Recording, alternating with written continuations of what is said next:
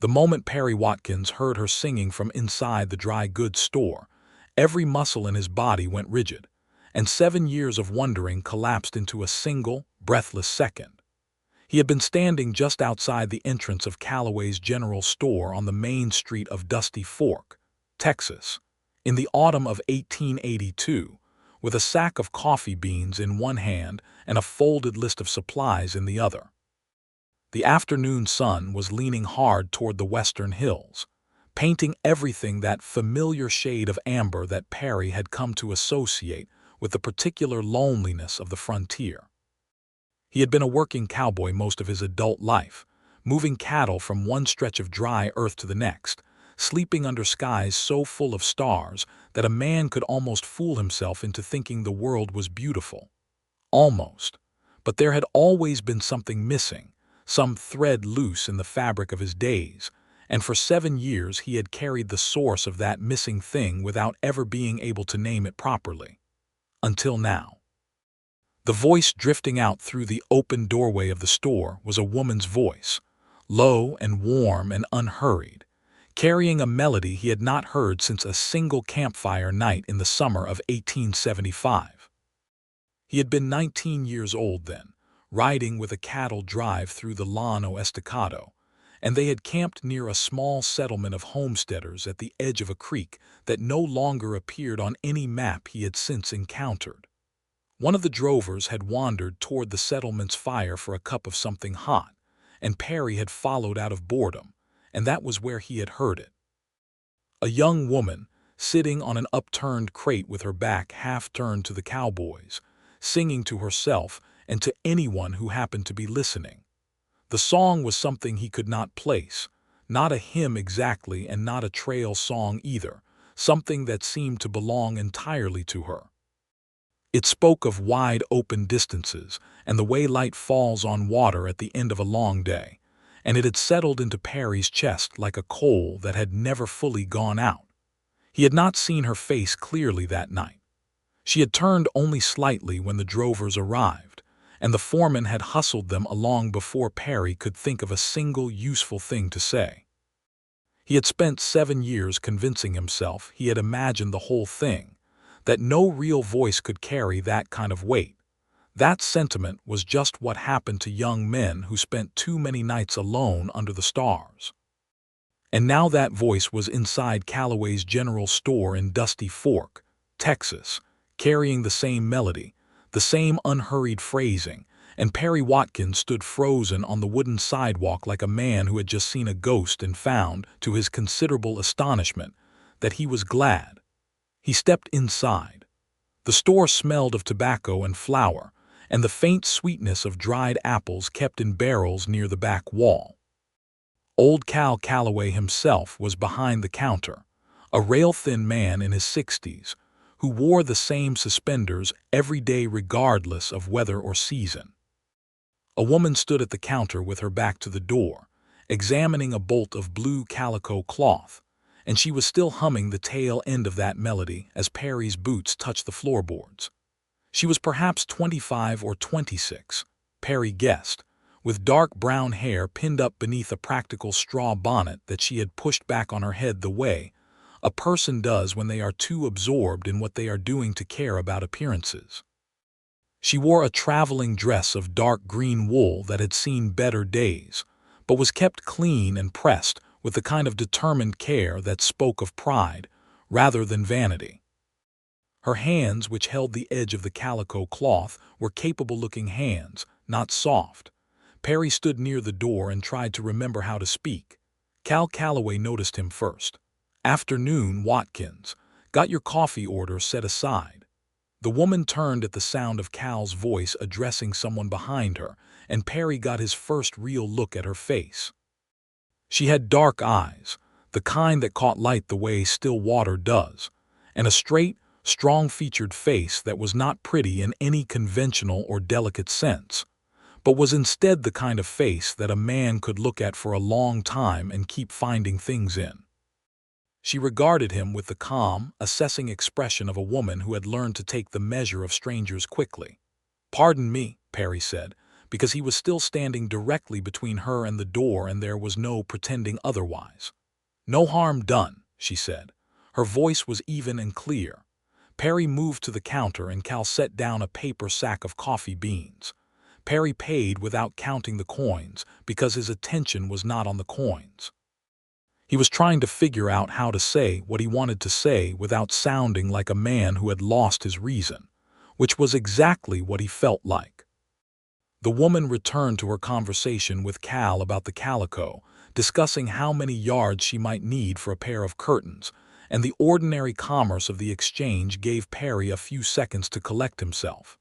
He picked up his coffee sack and his supply list and was nearly to the door before he stopped himself. He turned back. "Ma'am," he said. She looked over her shoulder again. "I apologize for the forwardness," Perry said, and he meant it, "but I believe I heard you singing just now when I was coming up the walk." She waited, not offering anything yet, which he respected. "There was a song," he said, and his voice was lower now, more careful. "A song I heard once 7 years ago at a campfire near the Llano Estacado. A young woman was singing it, and I never heard it again after that night, and I never knew who she was. And just now, coming up the walk, I heard that same song coming out of this store." He paused. "I could be wrong. Forgive me if I am." Something shifted in her expression. It was subtle, the way the surface of water changes when something passes beneath it. "Where exactly near the Llano Estacado?" she asked. "Creek bed, no name on it that I ever found. Small homestead, maybe 8 or 10 families. Summer of '75. The woman set down the calico cloth very carefully, as though it had become fragile. "There was a cattle drive camped about a quarter-mile east," she said slowly. "A few of the cowboys came to our fire." "Yes," Perry said. She looked at him for a long moment. "I was 17 that summer," she said. "My father's homestead." Perry's heart was doing something complicated inside his chest. "I was 19, he said. "My name is Perry Watkins. I ride for the Rafter Sea just north of town." She studied him with those Stillwater eyes. "Louisa Wainwright," she said. "I arrived in Dusty Fork 3 days ago." They stood looking at each other in the flower and tobacco-scented interior of Cal Calloway's store while Cal politely found something to organize on a shelf behind him. "What happened to the homestead?" Perry asked, because he had to say something, and that seemed less overwhelming than what he actually wanted to ask. Something moved across her face, quick and controlled. "My father passed in '78. Drought took the crops 2 years running before that. My mother and I went to stay with her sister in San Antonio." She paused. "My mother passed last spring." "I am sorry," Perry said, and he was. "I came west again because San Antonio felt too small after a while," she said. "I'm hoping to find work as a school teacher. I was told Dusty Fork has a school that needs tending." "It does," Perry said. "The last teacher left in the spring, left for Denver. So I was told." She picked up the calico again, smoothing it with one hand. "It is a strange thing, Mr. Watkins." "What is?" "That of all the places a person might end up," she said, "the particular combination of roads that brought you here and the particular combination that brought me here should produce this conversation in this store on this afternoon." "It is strange," Perry agreed.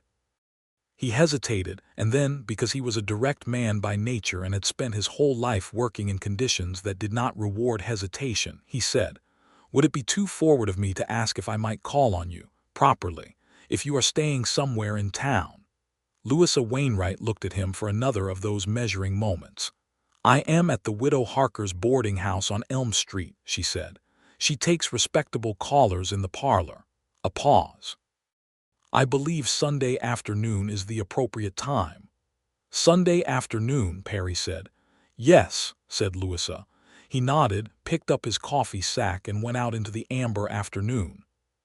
He stood on the wooden sidewalk for a moment and breathed the dry, sage-scented air of Dusty Fork, Texas, and felt, for the first time in 7 years, that the coal in his chest was properly lit. He was 26 years old. He had $40 saved. He owned a good horse and a saddle and not much else, and Sunday was 4 days away.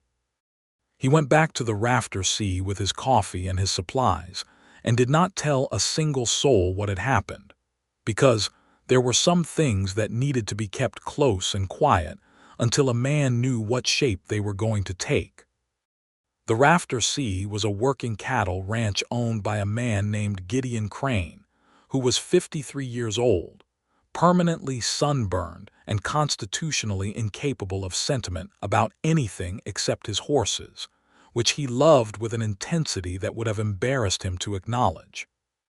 He had 4 full-time cowboys on the payroll, of whom Perry was the most senior, and a cook named Abuela Rosario, who was not anyone's grandmother but had acquired the title through sheer force of competence and moral authority.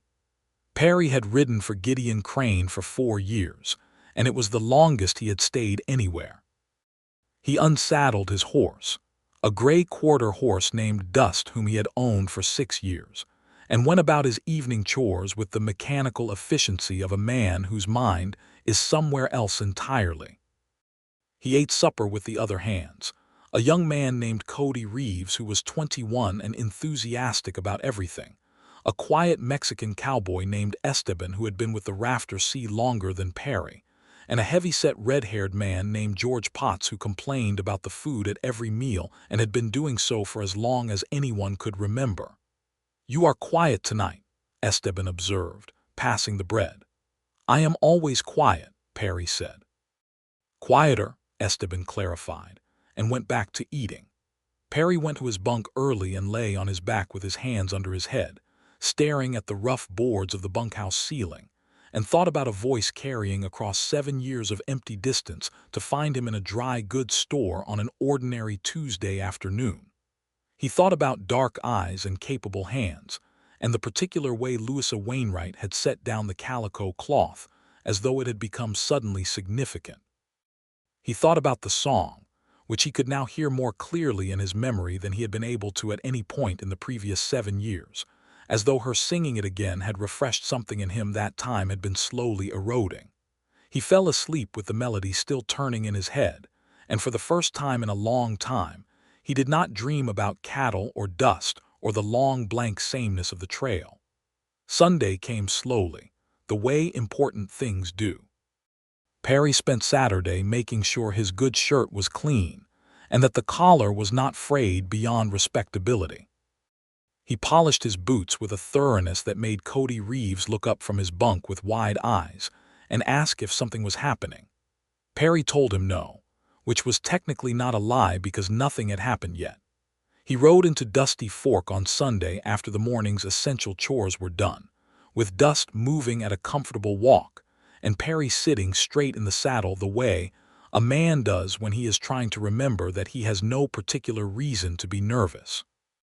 The town was quieter on Sunday, with most of its population either at the small Methodist church at the north end of Main Street or sensibly resting from the week's work.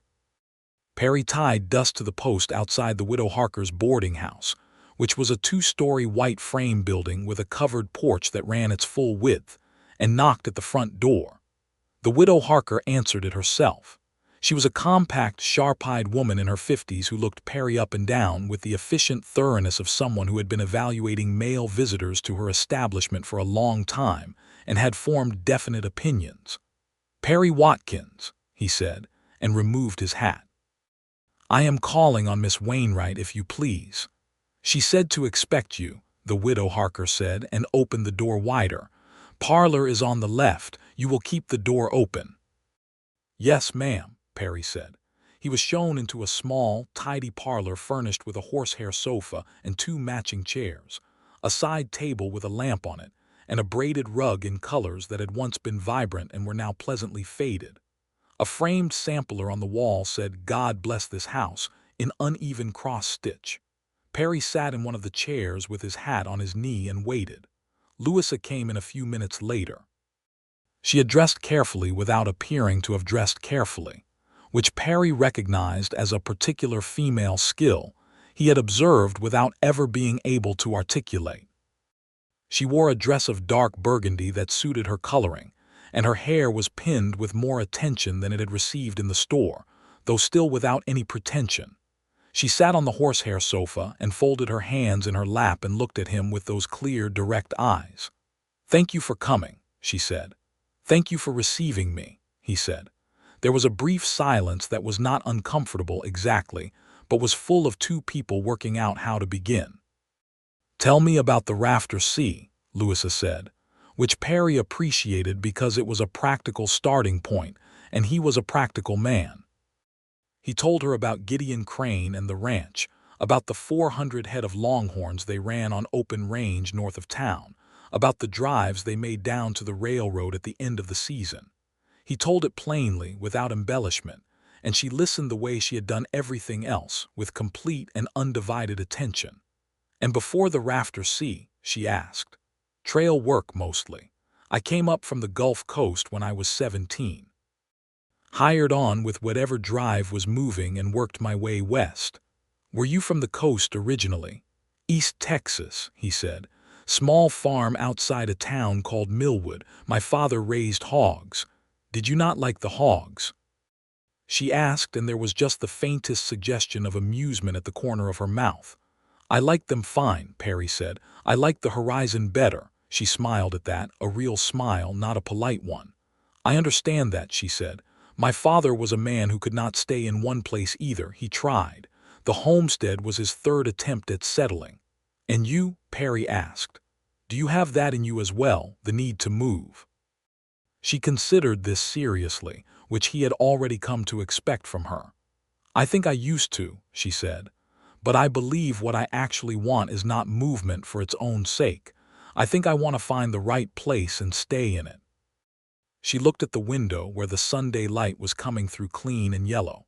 "I want a home, a real one. I have been moving since I was very young and I am tired of it."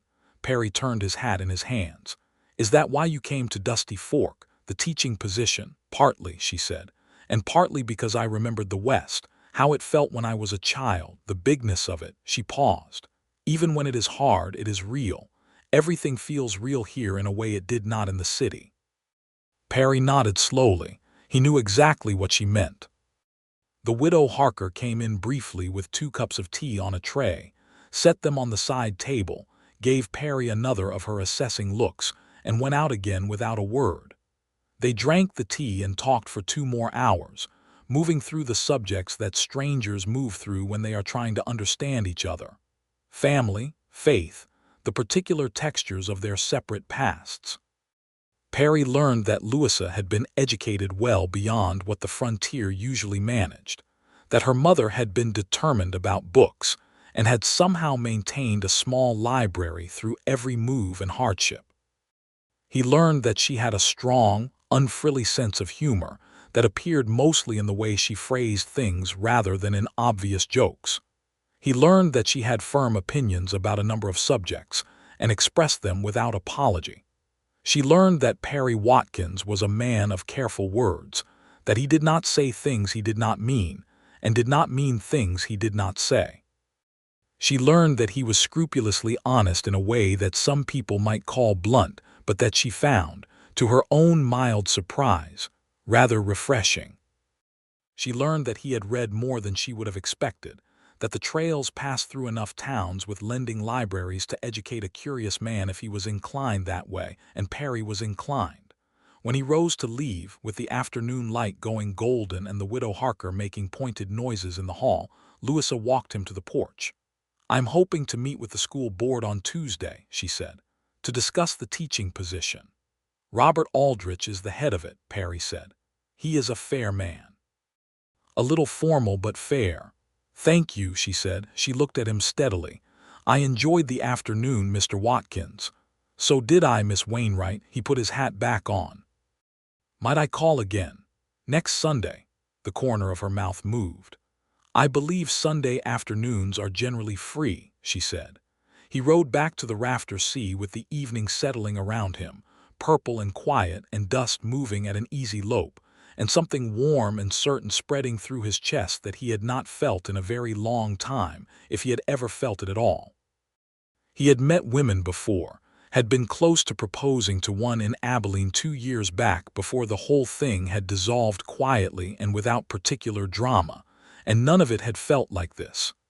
This felt like coming back to a place he had not known he had been trying to find. Louisa met with the school board on Tuesday and was offered the teaching position by Wednesday evening. The school itself was a single-room building on the eastern edge of town, solidly built with good windows, furnished with rows of wooden desks of various sizes and a large chalkboard at the front wall. It served the children of the town and of the surrounding farms and ranches, which meant that on a good day she might have 20 students ranging in age from 6 to 14, of various levels of preparation, speaking at least 3 languages among them. She was delighted by this, which told Perry something about her character. He came to know this because by the third Sunday afternoon, he was not the only one talking. Louisa Wainwright, once she had decided that a person was worth the investment of honest conversation, turned out to be forthcoming in the best possible way, sharing her thoughts and observations with a generosity of spirit that he found entirely disarming. She told him about her first week of teaching on their third visit, sitting on the widow Harker's porch because the afternoon was mild enough, and the widow had decided, after 2 Sundays of observation, that Perry Watkins was not the sort of man who required constant monitoring. "There is a boy named Thomas Ruiz who is 8 years old and already reads better than most of the 14-year-olds, she said, "and a girl named Clara Potts who I am fairly sure has never held a pencil before in her life and who broke 3 of mine on the first day by pressing far too hard." "George Potts's daughter," Perry said. "Is he the red-haired man at the rafters? See?" "The same." "She has his determination," Louisa said with evident approval. "She will get it. She only needs someone to show her how." Perry looked at her sitting in the afternoon light with the confidence and the calm of someone who had found her purpose and recognized it, and felt something that was becoming harder and harder to call anything other than love.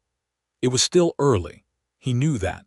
They had spoken perhaps a dozen hours in total. But the thing about Perry Watkins was that he had spent 26 years learning to trust his own instincts, and his instincts had never spoken this clearly about anything. On the 4th Sunday, he asked if she would like to walk rather than sit, and she said yes, and they walked the length of Dusty Forks Main Street in the Sunday quiet, and then out along the creek path to the east, where the cottonwoods were turning gold in the October air and the creek ran clear and shallow over flat limestone.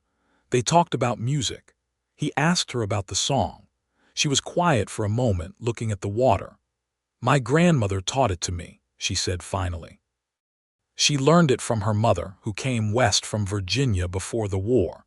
It is not really about anything in particular. It is just about the feeling of late afternoon on open land, the way the light changes." She paused. "My grandmother called it a threshold song. She said you sing it at the end of the day when you are standing in the place between what the day has been and what the night might bring." "A threshold song," Perry repeated quietly. "She said the old songs do not need words that mean something," Louisa said. "They just need to tell the truth about what is happening inside you." She glanced at him sideways. "Does that sound foolish?" "No," he said, "not even slightly." She stopped walking and stood at the edge of the creek, watching a leaf float downstream. "When I heard about the campfire that summer when those cowboys came over, I stopped singing. I was 17 and shy and I did not want to be heard." She smiled at the water.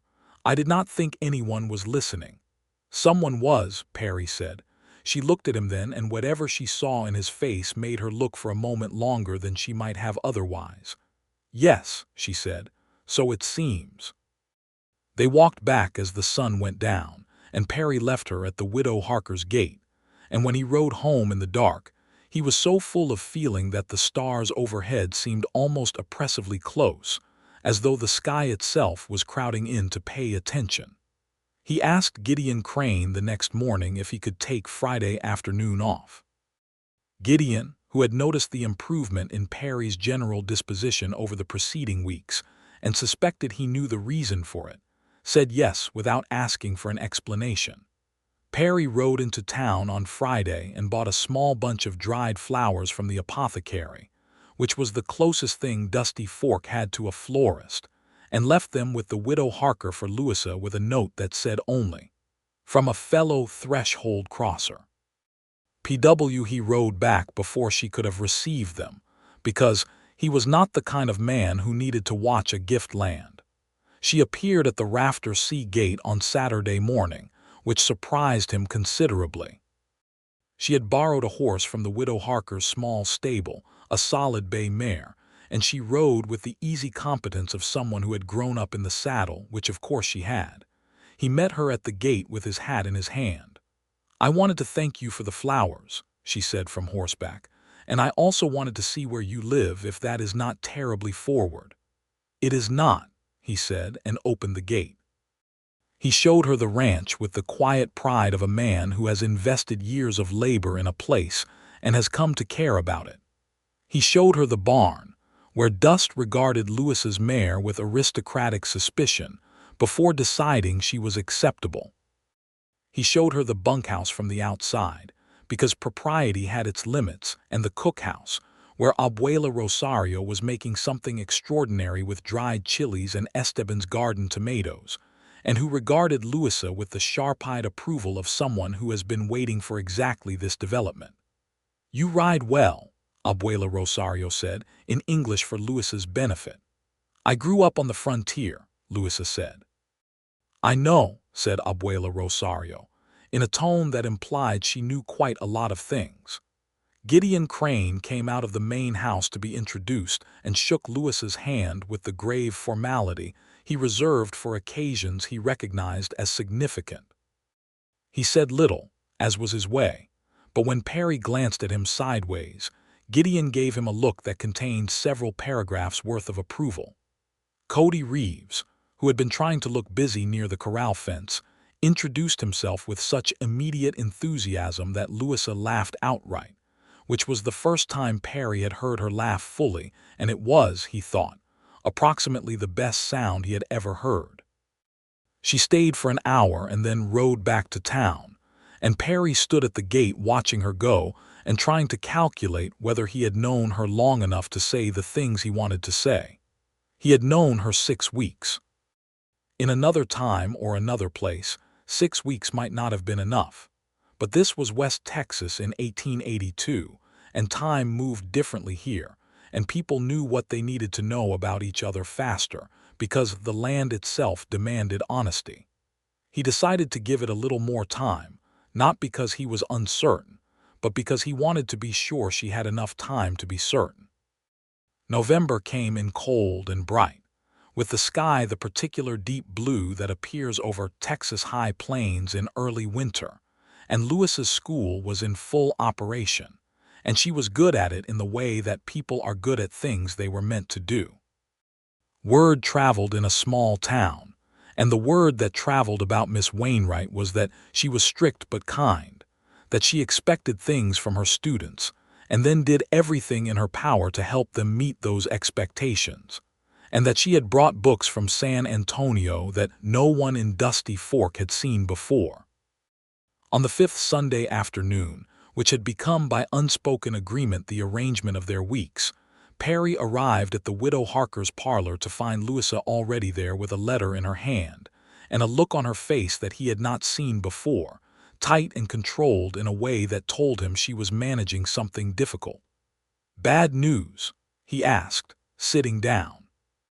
"A letter from my aunt in San Antonio," she said. "She is asking me to return. She has had some trouble with her health and she has no one else." She set the letter on her knee carefully. "She is the only family I have left." "How serious is her health?" Perry asked. "Serious enough." Louisa looked at the window. "I do not want to go back. I want to stay here. I have only just found a place that feels like the right one." She paused, and he could hear what was underneath the paused words. "But she is all I have left. When would you need to leave? I could take the stage south in 2 weeks if I go." "Could she not come here?" Perry asked. "If she needs care, a change of air might do as much good as having you return to the city." Louisa looked at him with an expression he could not immediately read. "Dusty Fork is not San Antonio," he said, "but there is a doctor, and the widow Harker has spare rooms, and the air here is as clean as air gets." "She is 70 years old," Louisa said slowly. She is set in her ways. So is everyone who makes it to 70 out here, Perry said. That does not mean she cannot be persuaded. Louisa looked at him steadily. You are suggesting I write to her and ask her to come here instead. I am suggesting it might solve more problems than it creates, he said. But it is your decision entirely, and I will not pretend I do not have a reason for saying it. She was quiet for a moment. What reason is that? He looked at her directly because he was done with indirection. Because I do not want you to leave Dusty Fork, Louisa. It was the first time he had used her given name. She noticed. He could see her notice. Perry, she said, and his name in her voice was something he wanted to hear again immediately. I do not want to leave either. Then write to your aunt, he said. Tell her what is here. Tell her there is a good doctor and clean air and a room at a decent boarding house and a teacher's job that needs doing. She looked at the letter in her lap for a long moment, and then she folded it carefully and put it in her pocket. I will write to her this evening, she said. He went home that night understanding that he had shown his hand considerably and that he was entirely comfortable with that. Her aunt, whose name was Margaret Forsyth, wrote back within 10 days. She was cautious but not dismissive. She asked specific questions about the doctor, about the climate, about the quality of the roads for someone of her age and condition. Louisa answered all of them with the methodical thoroughness that Perry was coming to recognize as one of her primary characteristics, and wrote back by return mail, and then they waited. In the meanwhile, the world of Dusty Fork continued its business with the brisk indifference of a small frontier town in late autumn. A dispute over a water right on the South Range had been simmering between Gideon Crane and a neighboring rancher named Hargrove for most of the year, and it came to something of a boil in early November when Hargrove's men pulled out the marking stakes along the creek boundary and redrove them 6 feet further into Rafter Sea land. Gideon handled it with considerably more restraint than Hargrove apparently expected, hiring a land agent from Abilene to come and survey the property lines properly, and presenting the results to the county recorder before anyone had a chance to make the situation worse. Perry admired the efficiency of this enormously. He told Louisa about it on their next Sunday, and she listened with interest and then asked a number of questions about water rights law that revealed she had thought harder about frontier property issues than most people Perry knew, which he supposed made sense given her family's history with land. My father lost everything because of a boundary dispute, she said. It was not the whole reason the homestead failed, but it was part of it. A neighbor moved markers in the night and then swore before the county that the land had always been his. There was no one to survey it, no one who had the means to prove him wrong. She looked out the window with that tight, controlled expression he recognized as the one she used when old grief was close to the surface. The injustice of it was the thing that stayed with my father until the end. Not the loss of the land so much as the fact that there was no recourse. That a man with more money and more connections could simply take what was not his, and the law would not stand for the man who had less. It happens still, Perry said quietly, more than it should. It does, she agreed, though I am glad to know there are men like your Mr. Crane who choose the legal road when they have the option. It is the smarter road too, Perry said. Violence tends to make everything worse. She looked at him with that slight amusement she sometimes wore. You are a remarkably measured man for a cowboy, Perry Watkins. I have seen what the alternative looks like, he said.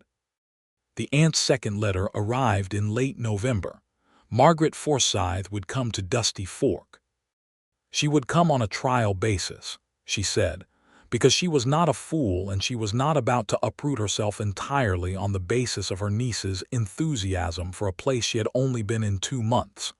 But she would come, and she would see, and she would bring 2 trunks and her cat, and she expected to be met at the stage.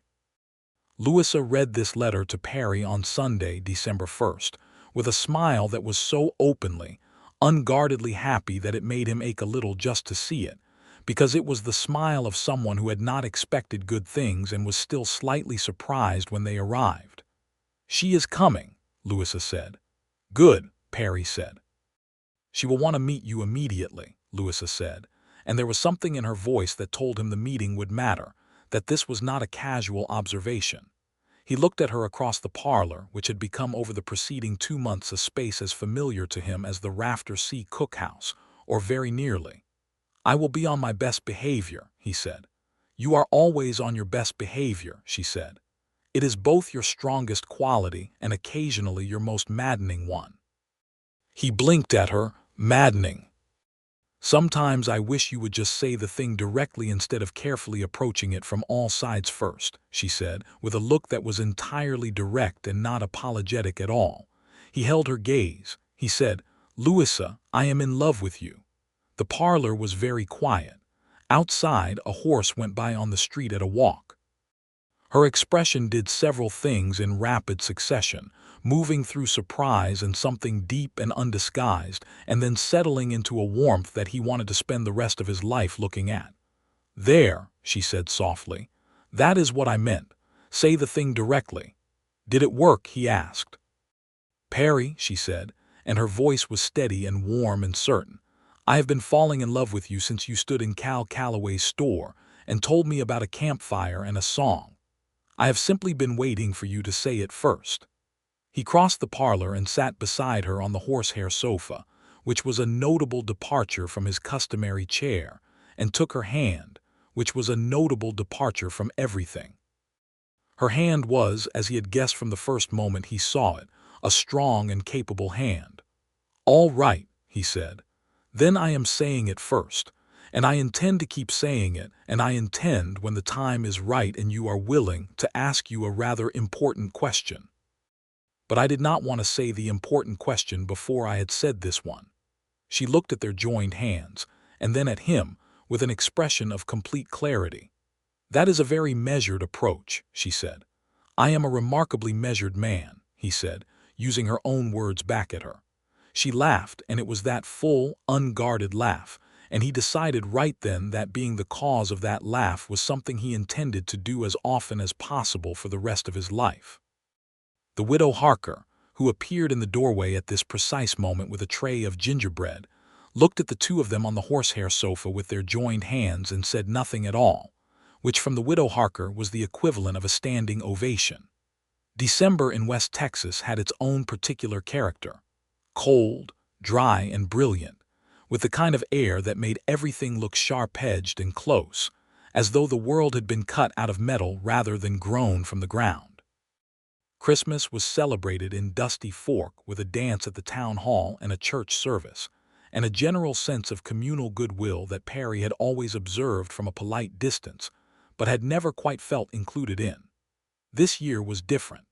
Margaret Forsythe arrived on the stage from San Antonio on the 15th of December, bundled in more shawls than seemed strictly necessary, and carrying a wicker basket from which the disgruntled sounds of a cat could be clearly heard. She was a small woman, compact and sharp-featured in a way that Perry could see was related to Louisa's bone structure, though where Louisa was still and observant, Margaret was immediate and decisive. She had the kind of energy that a person should have at 40 rather than 70, and she directed it at her surroundings with the force of a person who intends to know exactly what she has gotten herself into. She looked at Perry, who was standing beside Louisa at the stage station, for approximately 4 seconds. "You are the cowboy," she said. "Yes, ma'am," Perry said.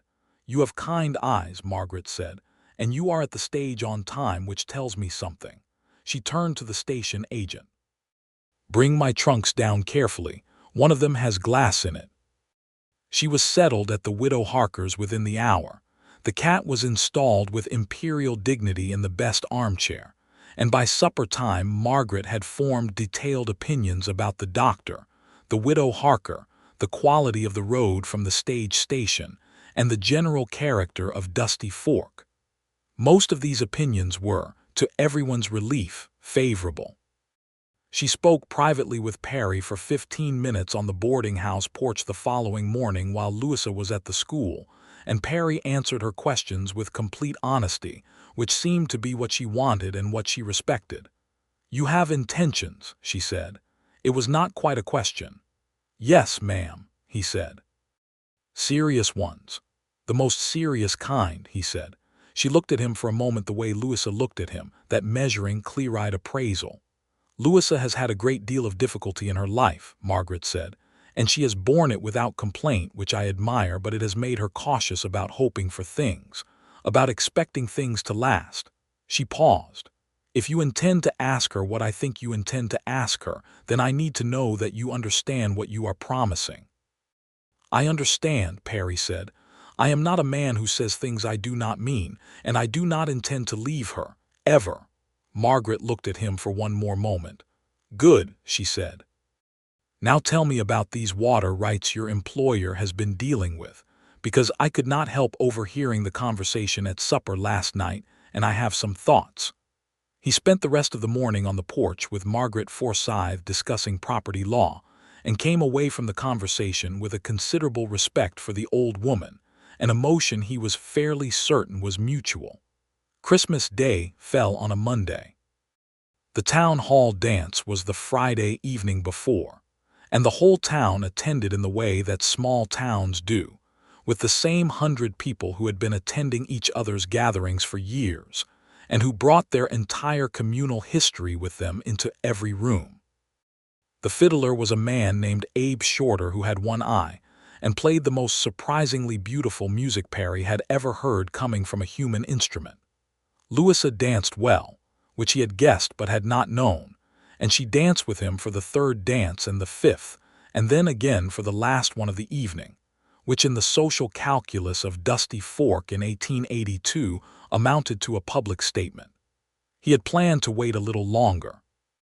He had thought perhaps spring, when the weather was better and everything looked more hopeful. But standing outside the town hall in the cold December night after the dance, with the sky above them absolutely packed with stars and Louisa standing next to him in her best dress with color in her cheeks from the dancing, he looked at her and thought, "Why wait?" "Louisa," he said. She was looking at the stars. "Yes. I have $43 saved and a good horse and a saddle," he said. "I have a steady job with a man I respect, and I intend, with your permission, to speak to Gideon about a parcel of land on the North Range that he has been meaning to sell. It is 80 acres with a creek and an east-facing slope that gets good morning light. I believe a house could be built there and cattle could run on it, and a school is close enough to town that a teacher could ride to work each day." She had turned away from the stars to look at him. "I know it is not much to offer," he said, "in the way of material things, but I love you and I mean to build something real, and I think it could be considerable given time, given us." He held her gaze. "Louisa Wainwright, will you marry me?" The night was very quiet. Somewhere down the street, someone was playing a harmonica, something low and slow. "Perry Watkins," she said, and her voice was steady and warm and certain, exactly the way it was when she was telling the absolute truth. "I will." He let out a breath he had been holding for what felt like approximately 43 years. She stepped forward and took both his hands in both of hers, the way she sometimes did when she wanted to make a thing real and solid, and looked up at him in the starlight. "I will marry you," she said again. "And I think the 80 acres sounds like enough to start with." He kissed her then, which was the first time, and it was brief and sweet and full of the particular gravity that a first kiss carries when both people understand exactly what it means, and when the world around them was the wide, cold, brilliant night sky of West Texas and the distant harmonica, and the smell of sage and horse and cold air. "All right," he said when they stepped back.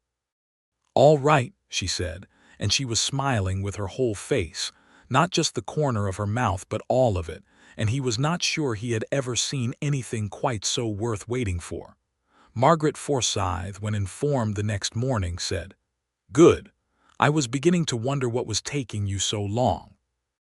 She then poured herself another cup of tea with an air of total satisfaction and told the cat, who was occupying the best armchair as usual, that things had worked out, which was the cat's opinion as well, apparently, since it closed its eyes and went back to sleep. They were married in March of 1883. The ceremony was at the Methodist Church at the north end of Main Street, which Louisa had attended regularly since her arrival in Dusty Fork, and which Perry had begun attending in November, not because he was a particularly religious man, but because the Reverend was thoughtful and the congregation was decent, and he was willing to try things that mattered to people he loved. The Reverend's name was Thomas Beaumont, a young man of perhaps 30 who had come west from Ohio 5 years earlier, and who had acquired, in the process, a much more pragmatic and humane theology than he had started with. He married them with a warmth and simplicity that suited them both. Gideon Crane stood up for Perry, which surprised precisely no one at the Rafter Sea, and which Gideon performed with the grave, formal dignity he brought to all occasions he considered important. Margaret Forsythe sat in the front pew on Louisa's side, with the expression of a woman who has accomplished something significant, which she had. Cody Reeves wept with uncomplicated emotion and then denied it afterward. Esteban wore his best shirt. Abuela Rosario brought food for the reception that silenced the entire room for several minutes upon its arrival. George Potts came with his daughter Clara, who was wearing her school dress and who had, Louisa reported proudly, graduated to pencils of satisfactory integrity. Louisa wore her mother's dress, which Margaret had brought from San Antonio in one of her trunks, altered and refreshed for the occasion, cream-colored and simple and exactly right. She walked up the aisle with her chin up and her eyes bright, and her face full of the same clear, undisguised happiness that Perry had first seen when Margaret's letter arrived. And he stood at the altar and watched her come and thought that the long years of trail dust and empty horizons had been, without his knowing it, the road that led here. When the Reverend said the words and they said their words back to him, and when Perry put on her finger a ring of yellow gold that he had made by the jeweler in Abilene at a price that substantially reduced his savings, Louisa looked at it for a moment with an expression he had never seen on her before and could not quite name, something between wonder and recognition, as though the ring were a thing she had been expecting to find and had begun to fear she never would. "All right," she said, very quietly. "All right," he said back, which was already, 4 months into their love, one of their private languages. They moved into the house on the 80 acres in June, after Perry and Esteban and Gideon Crane spent 2 months building it with the help of 3 men from town who did construction work in the off-seasons. It was a frame house, solid and square, with 2 rooms to start with and the foundations laid for more. It had a covered porch that faced east to catch the morning light, because Louisa had specified this and Perry had built accordingly. It had good windows because she loved light. It had shelves in the front room for the books she had brought from San Antonio and the ones she had accumulated since, which were already a considerable number. She stood on the porch on the morning they moved in the first light of an early June day, with the Rafter Sea land stretching away to the north and the gentle slope of their own 80 acres dropping toward the creek bed, and she was quiet for a long moment. "It is real," she said. "All of it," he said. She reached back and took his hand without looking at him, which was a gesture she had developed in the early weeks of the marriage, reaching for him the way you reach for something you are certain will be there. And he took her hand in both of his, and they stood on the porch in the morning light, on the land that was theirs, and did not need to say anything else. The summer was a good one.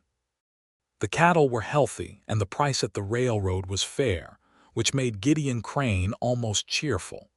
The school reopened in September, and Louisa went back to her students with the energy of someone who has had a summer of good rest and good work, and is ready to be needed again. Thomas Ruiz was 9 now, and reading everything he could reach. Clara Potts was writing in a clear, firm hand that Louisa reported to George with considerable satisfaction, which made George, who was not a man of visible sentiment, visibly proud. Margaret Forsythe had stayed. She had decided on this quietly in February, and announced it to the widow Harker, and then to Louisa with the air of someone confirming a decision that had been reached some time ago. She was useful in Dusty Fork, she said, which was a place where a person who knew things could be useful, and she had begun a quiet campaign to establish a lending library in the unused back room of Cal Calloway's store, which Cal had agreed to with the mild bewilderment of a man who has been organized into something he did not plan but does not object to. Perry rode for the Raftersea 4 days a week and managed their own cattle the other 3, building the herd slowly and carefully, animal by animal, until by the following spring they had 30 head of their own running on the south quarter of the 80 acres where the grass was good. In the evenings, when the work was done and the supper dishes were cleared, and the lamplight was warm and steady in their front room, Louisa would sometimes sing. Not always the threshold song, though she sang that one too, in the evenings when the day was settling into night and the world outside was turning purple and still. She sang other things as well, trail songs and hymns and things she had made up herself, which Perry privately believed were the best of all of them. He would sit in the armchair that had become his, with a book or a mending job or simply his own thoughts, and listen to her voice fill the house, and feel the coal in his chest burning steady and warm, not consuming anything, just burning the way a good fire burns when it has proper wood and proper air and a hearth built to hold it. One evening in October, a year and a half after their wedding, she was sitting at the table with her school papers and he was across from her with a ledger of cattle records and the lamp was between them, and she looked up from her papers and said, "Perry." He looked up. "We are going to need to think about that third room," she said. He held her gaze for a moment and then understood, and the understanding arrived in his chest with a warmth that was so large and sudden it almost hurt. "When?" he said. "Spring," she said. "April, I think, if the timing is what I believe it to be." He closed the ledger. He got up from the chair and went to her side of the table and crouched beside her chair the way he sometimes did when he wanted to be at her eye level, and he took her face in both hands and kissed her with a thoroughness that scattered the school papers across the table, which she did not appear to mind. "A third room," he said, against her hair. "At least," she said, and he could feel her smiling. The third room was framed in before the November cold came on. Esteban helped, and Cody Reeves helped with such enthusiasm that he had to be periodically redirected, and George Potts, who turned out to be a considerably better carpenter than he was a conversationalist, contributed a solid workmanship that Perry was genuinely grateful for. Margaret Forsyth came to inspect the progress weekly and offered structural observations that were, infuriatingly, often correct. The winter of 1883 into 1884 was a cold one in West Texas, with ice on the creek in January that was thick enough to walk on, which the cattle regarded with deep personal offense. Perry kept the herd close to the barn on the worst nights and broke the ice in the water troughs every morning and came inside each day smelling of cold air and hay and horse, which Louisa said she had no objection to whatsoever. She taught school until the end of February, when the school board, in consultation with the Reverend and Margaret Forsyth and ultimately Louisa herself, agreed that she would take leave beginning in March and return in September, and that a temporary teacher could be found from among the town's educated population for the spring term. This turned out to be the Reverend's wife, a capable woman named Helena Beaumont who had been a schoolteacher in Ohio, and who took over the classroom with a competence that satisfied Louisa's standards, which were not low. The baby came on the 4th of April, 1884, in the house on the 80 acres, with the midwife from town and Margaret Forsyth in attendance, and Perry in the front room doing the particular pacing that men do in these circumstances, which he had always considered an undignified response to events but could not seem to stop. The midwife came out to the front room at 4 in the morning. "You have a son," she said. "They are both well." Perry sat down in his armchair because his legs made a unilateral decision in that regard, and put his face in his hands for a moment, not from grief, but from the opposite of grief, the feeling that everything that has been uncertain and potential and waiting has just become real and solid and permanent. He was allowed in a few minutes later.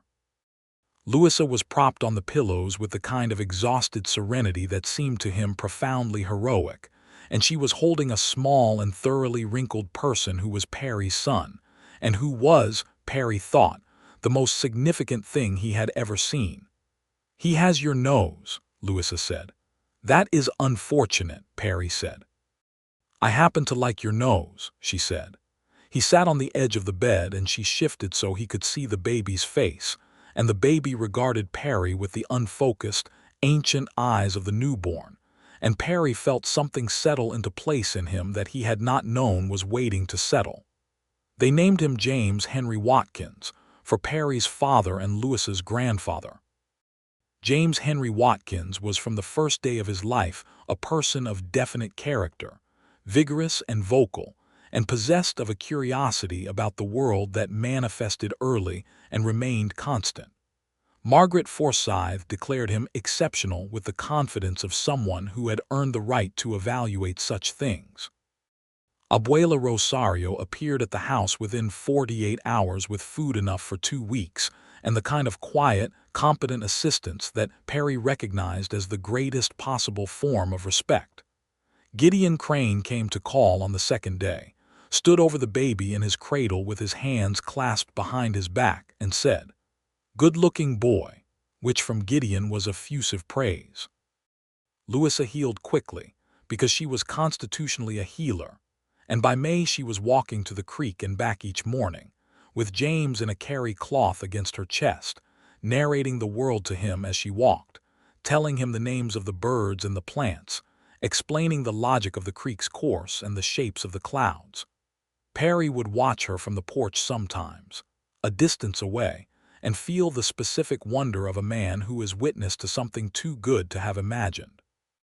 She returned to teaching in September as planned, and the arrangement they worked out was practical and solid. Perry's hours on the Rafter Sea were adjusted. Abuela Rosario came 3 mornings a week, and Margaret, who had turned out to be unexpectedly and delightedly willing to be involved with the daily life of a small child, was an unfailing resource. James Henry Watkins, the consensus was being raised extremely well. The years moved forward with the good rhythm of a life that has found its shape. The herd on their 80 acres grew. Perry's arrangement with Gideon Crane evolved from full employee to a kind of partnership, where Perry managed the North Range in exchange for a percentage of the season's sales, which gave them more than a wage and a growing stake in the country. Louisa's school continued to be the finest thing about Dusty Fork's public life, and she became in the years after 1884 a quiet but considerable force in the community, the person people went to when they needed someone who could think clearly and speak honestly and get things done without making enemies in the process. The lending library in the back of Cal Calloway's store became, largely through Margaret Forsyth's organizing energy, an actual library in its own small building by 1886, funded partly by public subscription and partly by a donation from Gideon Crane, who surprised everyone including himself by contributing it. It was named the Dusty Fork Free Reading Room, which was not a very elegant name but was accurate, and Louisa taught her students to use it with the reverence and practicality she brought to everything. In the spring of 1887, Perry traded for a second parcel of land adjacent to their 80 acres, bringing their total to 140 acres, and the herd to 60 head, and began building the east wing of the house, which was the 4th and 5th rooms, properly designed this time from the start rather than added on as an afterthought. He built them with care, measuring twice and cutting once, the way his father had taught him about everything from woodworking to words. James was 3 that spring, and followed Perry around the construction site with the focused attention of a small person who intends to understand precisely how the world is assembled. Perry explained each step clearly and completely, which was, he had found, the only approach that satisfied James, who rejected incomplete explanations with a stubbornness that was entirely his mother's. "He is going to be an engineer," Louisa said one evening, watching James arrange a collection of smooth stones into precise patterns on the porch boards. Or a rancher who builds very good fences, Perry said. He can be both, she said. He probably will be, Perry agreed. On an evening in late May of 1887, the spring air warm and sweet and full of the sound of the creek running high with snowmelt from the mountains to the north, Louisa came to the porch where Perry was sitting after supper, sat in her chair beside his, and said, "Another room." He looked at her. "Smaller this time," she said. "I believe it will be a girl." He reached across and took her hand. "How soon?" "December," she said. "Just before Christmas." "A December child," he said. "Your month," she said, because his birthday was in December, which she remembered with precision. "Our month," he said. She smiled, and he held her hand in the warm spring evening, and the creek ran, and the horses moved in the pasture below the house, and somewhere across the water a nightjar was calling its single repeated note into the settling dark. The girl was born on the 22nd of December, 1887, in the easternmost of the new rooms, which had better light and which Louisa had settled on for the purpose. She was small and had Louisa's dark eyes and Perry's straight dark hair, and a remarkably quiet disposition that seemed to observe everything around her with interested patience. They named her Clara Mee Watkins, the Clara for the student who had broken 3 pencils, because Louisa said she wanted the name to carry stubbornness and determination, and it was agreed that it did. Margaret Forsyth, now 75, held Clara Mee with the practiced ease of someone who has been holding babies longer than most people have been alive, and said, "This one will be trouble." "You said James would be trouble," Louisa said. "James is good trouble," Margaret clarified. "This one will be the interesting kind." Clara Mee Watkins did not cry much and slept well and looked at the world with steady dark eyes that missed nothing, which seemed to confirm Margaret's assessment. James, who was 3½ regarded his sister with the cautious objectivity of a scientist encountering a new phenomenon. He then declared her acceptable and appointed himself her protector, a role he took with characteristic seriousness. Christmas that year was the most complete that Perry had ever experienced, the kind of Christmas that happens when a house is full and a fire is lit, and every person in the room is someone who belongs there. Margaret was there, and Abuela Rosario with her son's family from their ranch east of town, and Esteban, who had no family in the region and who Louisa had simply folded into theirs with the matter-of-fact generosity she applied to everything. Cody Reeves came with the young woman he had been courting, a farmer's daughter from the North County named Anna, and they sat in the corner of the front room with the slightly dazed look of 2 people in the early stages of something significant. George Potts came with Clara, who was now 11 and whose handwriting Perry had been told was genuinely beautiful. She brought Louisa a card she had made herself, with the handwriting and a small drawing of the schoolhouse. Louisa thanked her with a warmth that made George Potts, again, visibly proud and again, visibly unwilling to admit it. Gideon Crane came for an hour after supper. He sat in Perry's armchair because Perry was on the floor with James assembling a set of painted wooden blocks that Louisa had bought from the dry goods store, and he drank a cup of Abuela Rosario's coffee and watched the room with the expression of a man who is content in a way that requires no articulation. "Good Christmas," Gideon said when he rose to leave. "The best one," Perry said. Gideon nodded once, took his hat and went out into the December night, and Perry heard Dust's predecessor, a good bay horse named Ranger, moving at a walk up the road toward the Rafter Sea, and then the sound faded into the dark. He came back to the front room, where Louisa was in the rocking chair with Clara Mee asleep against her chest, and James was building an increasingly ambitious structure with his blocks, and the lamp was warm and the fire was low and good, and he stood in the doorway for a moment and looked at it all. Louisa looked up and saw him standing there. She knew what he was doing, because she knew him the way you know a person you have lived alongside for years, whose rhythms and silences and particular ways of paying attention are as familiar as your own. "Come here," she said quietly, so as not to wake the baby. He came and sat on the hearth near her rocking chair, and she reached out one hand, the one that was not supporting Clara Me, and he took it. "All right?" she asked. "More than all right," he said. She looked at him with those dark eyes that had caught him in a dry goods store 5 years ago and had not let him go, and he thought of a campfire in 1875, a young woman singing to herself in the dark, a melody that had lived in his chest for 7 years waiting to become something real. He thought of all the trails he had ridden, and all the miles of empty horizon that had felt purposeless at the time, and had turned out to be simply the road to here. "I have been thinking about the song," he said very quietly. She tilted her head slightly. "Your grandmother called it a threshold song," he said, "for the place between what the day has been and what the night might bring." He looked around the room, the fire, the lamp, the sleeping baby, James's focused construction work, the shelves of books, the braided rug Louisa had made herself in the first winter, the window with the dark prairie night pressing against it.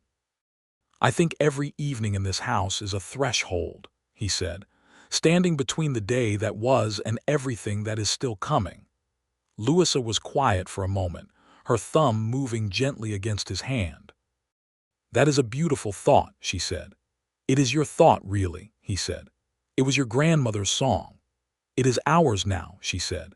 James knocked his structure down with one decisive swipe, apparently having built it as high as interested him and now ready to start again, and Perry turned to help him sort the blocks, and Clara Me slept on against Louisa's chest, and the fire settled with a soft sound in the grate, and outside the December night was cold and full of stars. The years after 1887 moved forward with the confidence of things that have found their ground. The land they had built on was real and rooted, and the life they had built on it was realer still. Perry's partnership with Gideon Crane formalized itself by 1889 into a shared ownership arrangement for the North Range, which gave Perry and Louisa a stake in something considerably larger than their own 140 acres. Gideon, who was aging now and whose joints gave him trouble in the cold months, had no children of his own, and the arrangement was explicit between them. When the time came, the Rafter Sea would be Perry's responsibility to continue, in whatever form made sense. Louisa taught school through the spring of 1890, when the school board asked her to serve as the district's first superintendent of education, a newly created position that reflected the county's growth and the increasingly complex business of running several small schools across a wide territory. She accepted with the same calm, purposeful certainty with which she had accepted the original teaching position 7 years before. The job required more travel, occasional trips by buggy to the outlying schools, meetings with county officials, correspondence with state education authorities in Austin that she found bureaucratic and sometimes maddening but always navigable. She wrote letters with the same directness she brought to conversation, and the state education office in Austin, accustomed to frontier superintendents who were apologetic and deferential, found her something of a novelty, and then something of a resource, and eventually someone they actually consulted before making decisions that affected the territory. James was 6 in 1890 and had begun school, not his mother's school but the school in town, because Louisa felt very strongly about not teaching her own children, a position she held with characteristic certainty and which Perry understood completely.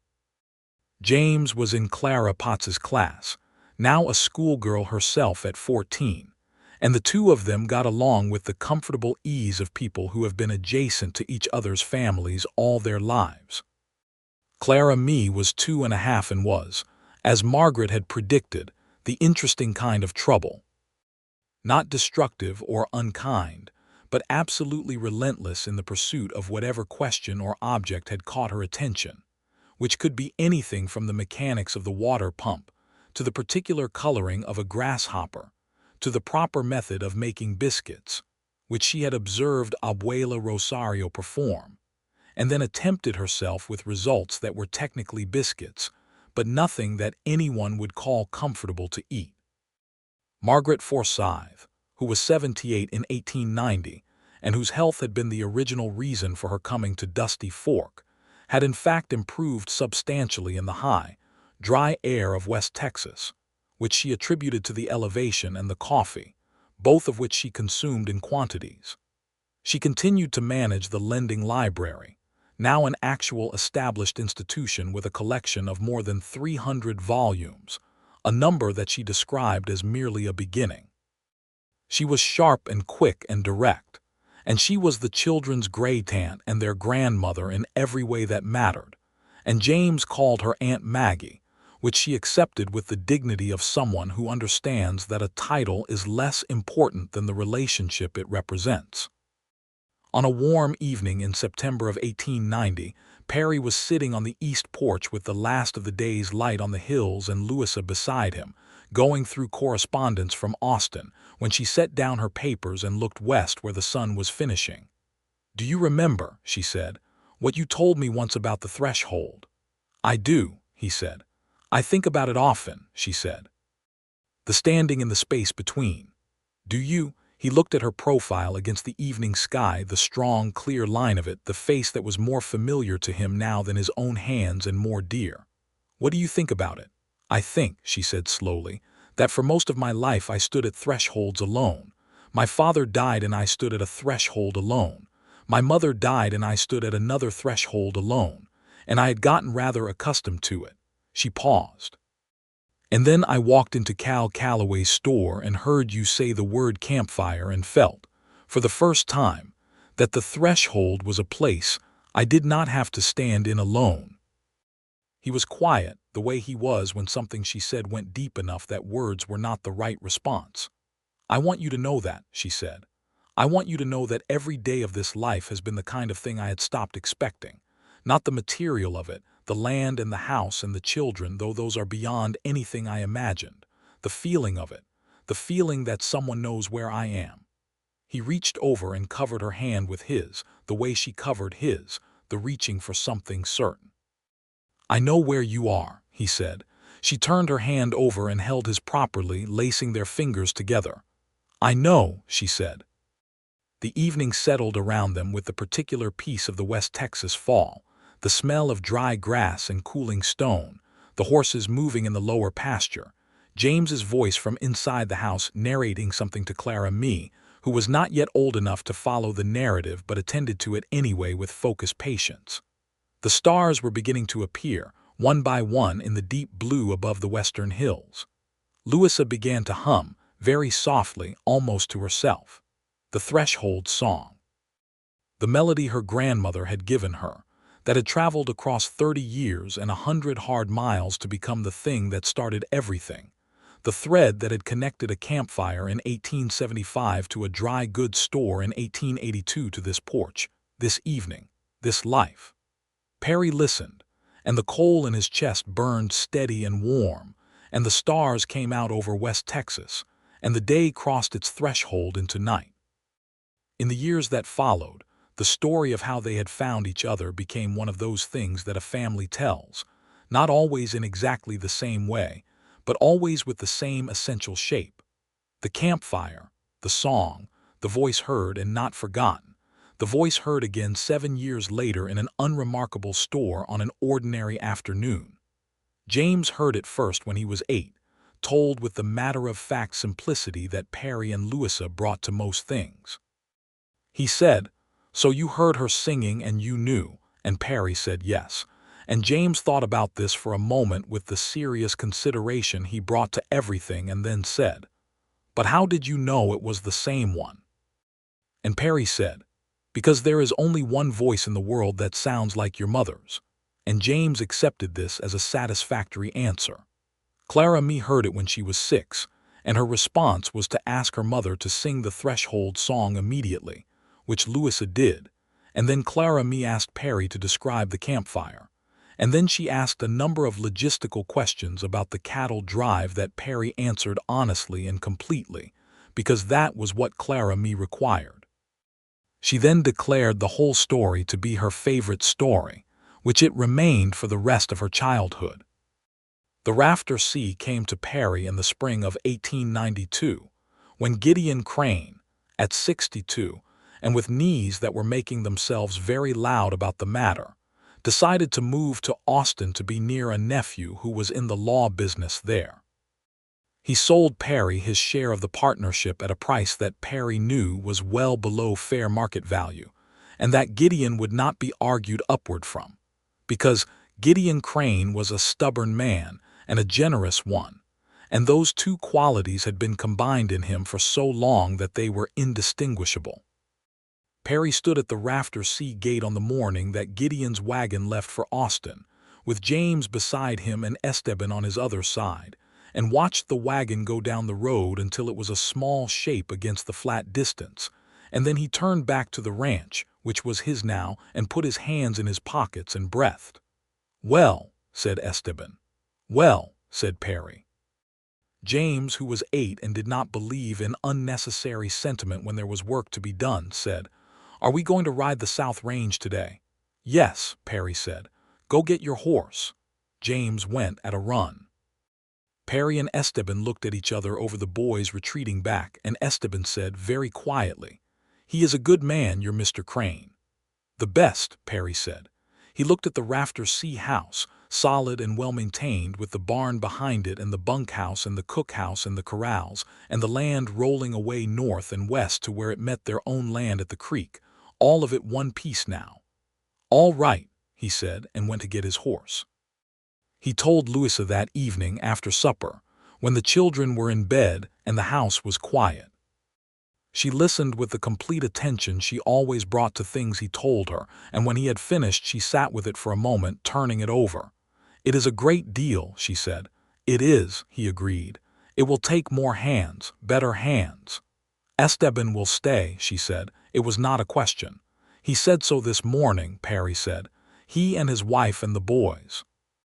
Esteban had married in 1888 a woman from the town of Abilene named Consuelo, who was quiet and capable and had produced, in the years since, 2 sons of considerable energy. They lived in a house on the east edge of the Rafter C property that Perry had helped Esteban build. "Then you have the foundation," Louisa said. She looked at him with the steady, clear eyes that always made him feel that whatever he was considering had already been properly assessed. "Perry, you have been building to this for 10 years. You know how to do it." "I know," he said. "I'm not afraid of it." "I know you are not," she said. "I'm just telling you that I see it clearly and it is good." She paused. "We will be all right." "We will be better than all right," he said. She smiled and reached across the table in the familiar way, and he took her hand. The Rafter C under Perry Watkins was, in the years that followed, a well-run operation. Not dramatic, not the subject of particular stories, but steady and honest and improving year by year, which is the only way a thing built on real ground holds up. He brought on 2 more cowboys, men who came recommended by people he trusted and who stayed because the work was fair and the pay was reliable. He expanded the herd carefully, not overextending the range. Rotating the cattle the way his reading and experience had taught him was the right way to manage land over time rather than use it up. Louisa continued her work with the county schools through the mid-1890s, building a reputation in Austin that extended well beyond what a frontier county's education superintendent might typically expect. She was consulted on curriculum, on teacher training, on the particular challenges of educating children whose families spoke different languages and had come from different places, a subject she felt strongly about and wrote about with the directness that had always characterized her. Margaret Forsyth passed on quietly in the spring of 1895, in her room at the widow Harker's boarding house, in the presence of Louisa and the doctor, with the cat on the bed beside her, which the doctor found medically irregular but made no move to address. She was 83 years old, and she had lived her last 8 years in Dusty Fork with the satisfaction of someone who has found, later than expected but no less completely, the place they belong. She left her books to the lending library, her cat to the widow Harker, who had always secretly liked it, and to Louisa, a letter that Louisa read once and then folded and put away in the cedar box where she kept the things that were too important to be left loose. Perry found Louisa on the east porch that evening in the last of the spring light and sat beside her, and she leaned her head against his shoulder without saying anything, and he put his arm around her, and they sat in the quiet. After a while she said, "She told me once that coming to Dusty Fork was the best decision of her life. She said she had expected to be coming to be cared for, and instead she found that she had come to be needed." "She was needed," Perry said. "Enormously," Louisa said. "By all of us." James was 11 when Margaret died and felt it with the serious, considered grief of someone who takes losses seriously. He sat with his father that evening in the front room without his sister, who was 7 and had been taken to bed by Louisa, and asked Perry straight out, "Will Mother be all right?" "Yes," Perry said. "She is sad because Margaret was the last of her family before us, but she will be all right." James thought about this. "We are her family now," he said. "Yes," Perry said, "we are." James nodded, apparently satisfied that this was sufficient, and went to find his book. The years moved on. James grew into the kind of young man who was quiet and sure in the way that Perry was quiet and sure, but with Louisa's analytical sharpness added in, and the combination produced someone who could work cattle all morning and read surveying manuals all afternoon and discuss either with equal competence. By the time he was 16, he was a full hand on the Rafter Sea by anyone's measure, and by 18, he was managing the East Range essentially independently. Clara Me grew into the interesting kind of trouble that Margaret had predicted, which turned out to mean someone who moved through the world with Louisa's directness and Perry's steadiness, and a particular creative restlessness that seemed to be entirely her own. She had her mother's gift for music and her father's gift for silence at the right moment, and at 14, she announced that she intended to be a doctor, which surprised no one who had been paying attention for the previous 10 years.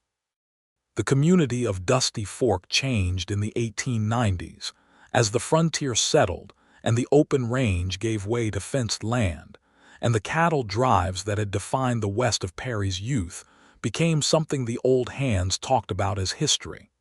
The railroad had come closer, which changed the economics of ranching. There were disputes and difficulties, the ongoing wrestling with land and water rights that had always characterized the territory, the complex and sometimes painful adjustments required of a place in transition. Perry observed these changes with the measured attention of someone who has been watching the West change for 30 years and has learned to distinguish between the things that can be kept and the things that cannot, and the wisdom of knowing which is which. He adapted the Rafter Sea accordingly. Less open-range driving, more careful breeding, better relations with the neighboring properties. A water-sharing arrangement with 2 nearby ranches that was Perry's idea, and that prevented the kind of dispute that had destroyed Louisa's father's homestead. He was aware, in doing these things, of a kind of continuity that he could not always name but could always feel. The sense that a man's work is not just his own, but is a thing that goes into the ground and becomes part of what grows there, for good or ill. He wanted it to be good. He had always wanted it to be good, from the first day he had come to the Rafter Sea, but now he wanted it in a different way, a way that had a face and a name and a history, the faces of his children and the name of his wife and the history of all the ground they had covered to get here. He built a 3rd corral in 1897.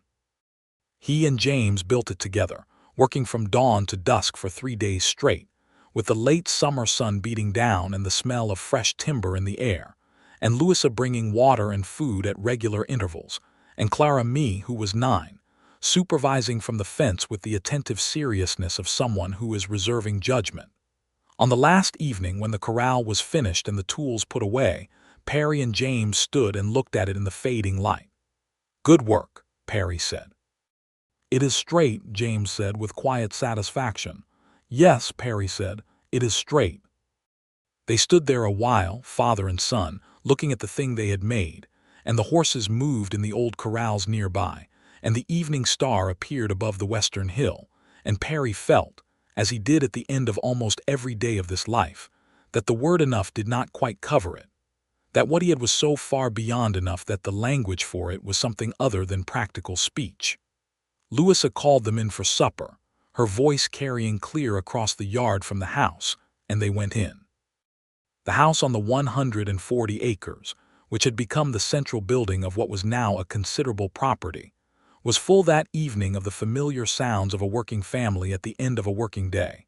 The scrape of chairs and the smell of supper and James washing up at the basin, and Clara me setting the table with the efficient speed she brought to chores she found acceptably useful, and Louisa at the stove with her back to the room, finishing something, humming to herself. The threshold song. Perry stopped in the doorway and listened to it, the melody that had crossed 7 years of silence to find him in a dry goods store on an ordinary afternoon that had become in the years since the sound of home, the sound of arrival after a long day, the sound of everything settled and real and his. Louisa turned from the stove and saw him standing in the doorway. "Are you going to come in or stand there all evening?" she said. "I was listening," he said. Something shifted in her expression, the particular softness that appeared when she understood what he meant without his having to say all of it.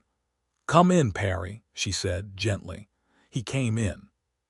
He sat at the head of the table in his chair, and James sat to his left and Clara me sat across from James, and Louisa brought the supper and sat at the other end of the table, and they ate together in the warm lamplight with the night outside and the prairie dark and the stars coming out above the Texas sky.